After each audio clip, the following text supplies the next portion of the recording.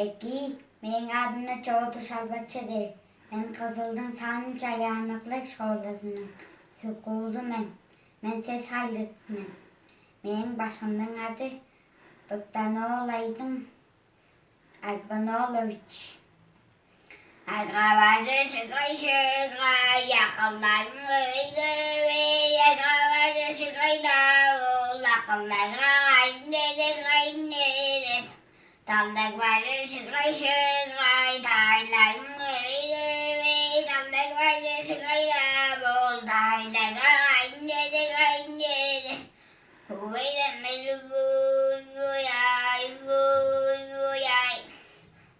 Bazı şıkray şıkray yuvaların öyle bazı şıkray davul yuvalara gaynede Tatak vardı şıkray şıkray tırmaların öyle tatak vardı şıkray davul tırmalara gaynede huveylemeli